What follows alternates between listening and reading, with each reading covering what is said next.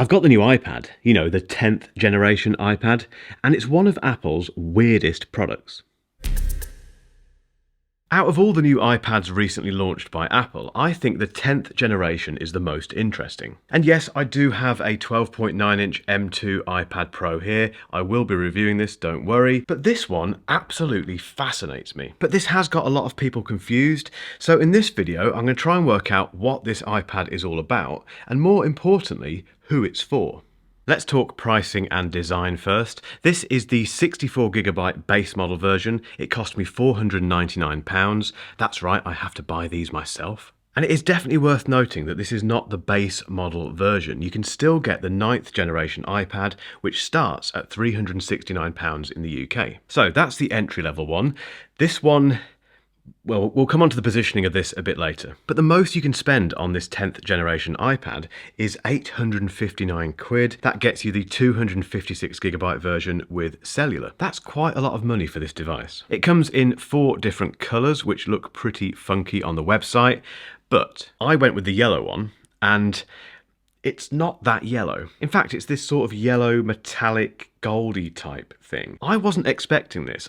Stupidly, perhaps, I was expecting more of a matte finish, but it isn't. It's this kind of, like I say, metallic type thing, if you can see it on here.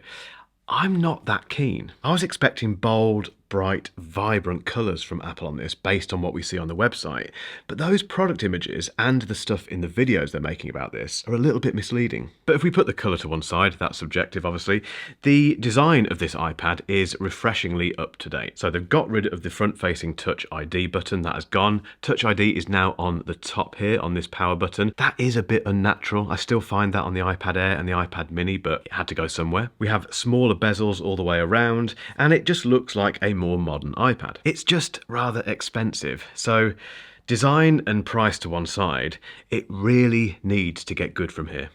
That brings me to performance and the display. Now in terms of performance, this thing is powered by the A14 Bionic. That's a very fast chip, but this is an iPad, which means it is iPad fast. So it's smooth, responsive, just a joy to use. So no issues with performance, no need for benchmarks. Onto the display. And this houses a 10.9-inch liquid retina display. It's got True Tone, 500 nits of brightness, and that fingerprint resistant coating, which isn't resistant to fingerprints. Obviously, at this price point, and because it doesn't have Pro in the name, it doesn't have Pro Motion, which means it's a 60Hz panel, which you just have to live with. But that does make it pretty much the same as the iPad Air display. And that's no bad thing, because it's a very good display. The only thing to bear in mind is that it isn't fully laminated. And that basically means you get a gap between the display technology and the glass. Now, you can't really, well, you can see it if you do this and look for it like that, which no one does. And I don't think the target demographic for this iPad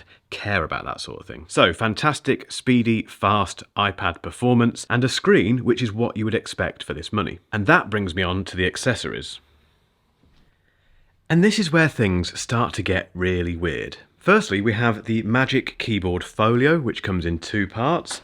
There's this part here, which your iPad 10th generation attaches to like so. And the iPad 10th generation has a connector thing here, which means it can magnetically attach to the keyboard portion of the Magic Keyboard Folio, like so, he says.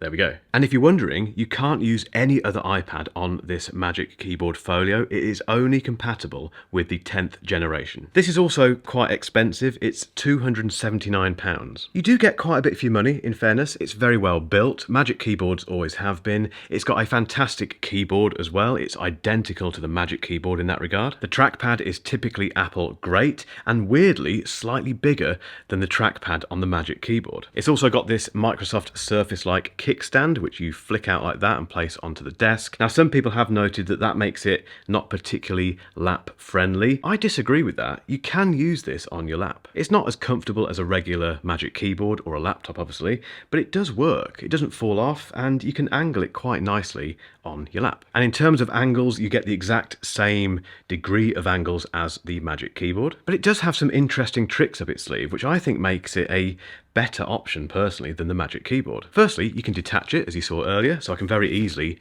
take the keyboard off, and I've suddenly got a regular kind of iPad cover. And the kickstand bit remains, so you can flick that out and still use it to watch YouTube, Netflix, all that sort of stuff. I've always missed the ability to detach the keyboard part of the Magic Keyboard. So to have that on this is just fantastic. It's also worth noting that when the keyboard is attached, you can fold it right round like that and carry your iPad around in that manner, which again, in a pinch, is quite useful. It's also got a function key row, so we've got things like escape, media controls, screen brightness, quick access to spotlight. Again, this was sorely missing from the Magic Keyboard and is still missing from the Magic Keyboard. Next up, we have the Apple Pencil. Now, just a very quick history lesson. I haven't got my old Apple Pencil one here because I threw it in the bin, but the first generation Apple Pencil is terrible. The second generation Apple Pencil, which is this one, made everything better. It's not as long as the original one. It's got this nice ridge so it doesn't roll off absolutely every single surface. It's made from a much nicer material so it feels better, and more importantly than anything in the world, it charges via magnets. You simply take it and attach it to the side of your iPad.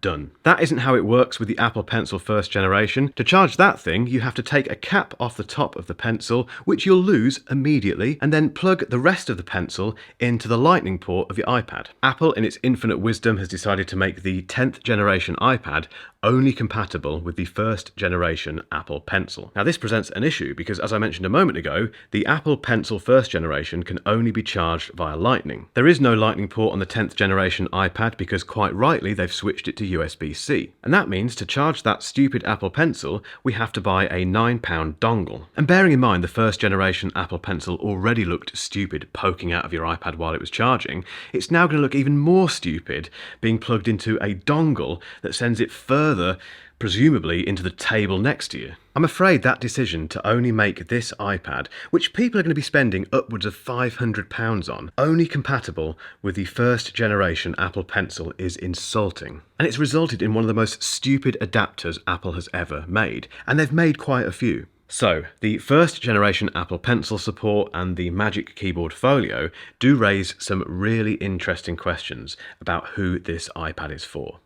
This 10th generation iPad does get some stuff right. Big time. I really like that Magic Keyboard Folio. I love the kickstand, I love the fact you can detach it, and I love the function row. They've also moved the FaceTime camera, which is now up here. It used to be, in fact on every other iPad, it's on the side, which when you're doing a Zoom call or a FaceTime call, always looks a bit weird because you're always looking over here somewhere. Now it's where it should be and where it is on most laptops. In fact, all laptops. But it gets too many things wrong. The Apple Pencil 1 support is just unforgivable. The metallic colours, in my mind, are a bit of a miss. And the price is just too high. And this leaves us with a really weird mid to low range iPad, which doesn't seem to have a very defined audience. But it also has some elements that are better than the much more expensive iPad Pros, like that camera positioning on the front and also the Magic Keyboard Folio. This is all down to supply chains and obviously internal planning and all that sort of stuff. And this 10th generation iPad has beat some of the other iPads to the post with certain features. So you can guarantee we'll see all iPads eventually have the camera in that position. And we'll get Magic Keyboards across the board with function row keys. So the big question, who is the 10th generation iPad for? I've got no idea. I genuinely have no idea. It's completely stumped me. Now, I will be publishing a video where I compare this against the iPad Air as a kind of buying guide type thing, although you can probably guess where that's going. But at £499 starting, I think this can only really be for people who, one, have absolutely no interest whatsoever in the Apple Pencil, because if you do, just get one that is compatible with the Apple Pencil 2, and for people who want the capabilities of that Magic Keyboard Folio. But bear in mind, if you add that to the price, just some quick maths, which I've already worked out, that brings up the base model 64GB version to £778 with the Magic Keyboard Folio. That's quite expensive, but I guess for some people that's a worthy laptop replacement type price. So I am a bit stuck with this one, guys. I'm going to ask you for some help with it. Who do you think this iPad's for? And more importantly, would you buy it yourself? Get involved in the comments. In other news, I've recently decided my smartphone of the year. I know it's not the end of the year yet, but I don't care. And it's not an iPhone. So to see what device I've chosen for my 2022 made up Smartphone of the Year award, keep watching for a link.